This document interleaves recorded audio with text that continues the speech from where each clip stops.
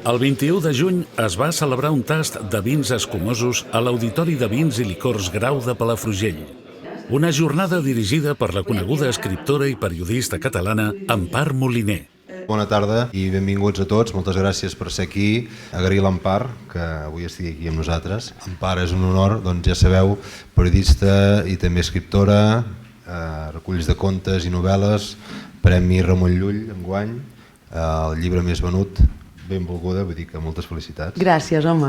La situació que tenim a Catalunya, és a dir cava ja no és representar tot el sector, però no podem dir xurri, anem a fer-nos un clàssic penedès, perquè això no seria romàntic. Per tant, a mi escumós, la paraula escumós, però és una apreciació meva, em sembla que no em dóna la idea de qualitat, i bombolles, en canvi, em sembla una paraula molt alegre, per parlar d'aquest miracle vinesc que és el que tastarem avui.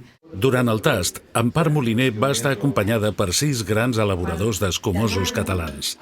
Josep Torres, de Cava Berta, Marta Vidal, de Vallformosa, Agustí Torelló, d'A.T. Roca, Leonard i Roc Gramona, de Caves Gramona, Pepe Reventós, de Reventós i Blanc, i Bruno Colomer, de Caves Codorniu.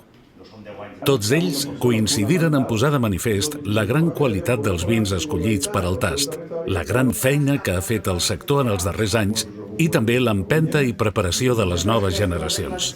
Un color groc pàl·lid, amb algun cara reflexos verdosos, clar, això és 2018 encara, són caves amb 3 anys i pico de criança, en 3 anys i mig de criança, el que ens dona encara tota la frescura i encara l'autòlisi encara no és present, no?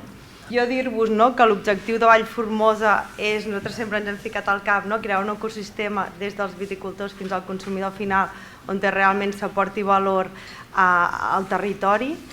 A Terroca tenim la finca Sant Sebastià dels Bords. Des del 2013 vam decidir, des de la primera anyada, que hem de pegar el 100%. Entenem que els vins, a part de ser bons, que avui en dia fan vins bons per sort a tot arreu, no té res que veure abans, quan ja parlava dels vins d'autor, avui en dia l'autor és la vinya, és el territori, és el raïm.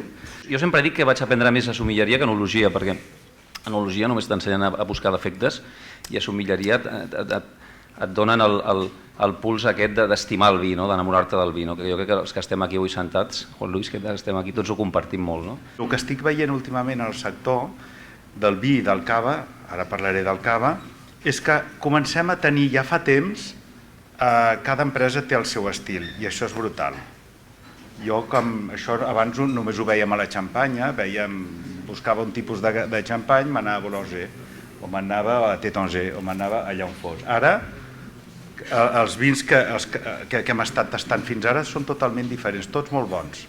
Nosaltres ara, com dèiem, estem fent tots en general, hi ha un nivell de vins al nostre territori molt alt, i crec que hem de seguir tots en aquesta línia, de seguir creient-nos-ho, fem productes i posar-los als preus que pertoquen, amb tot el valor afegit on ha d'anar.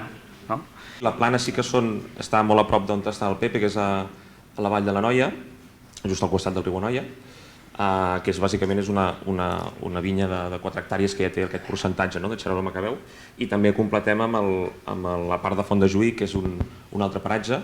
Allà hi ha més, a la part del costat del riu hi ha més sorra, la part més al costat de la bodega una mica més d'argila, els sòls argilocalcaris també, és a dir que completem una mica amb aquestes dues vinyes. Els assistents van gaudir de bombolles de llarga criança per a la nit més curta de l'any, amb una platea plena dels millors restauradors, caps de sala i sommeliers del territori.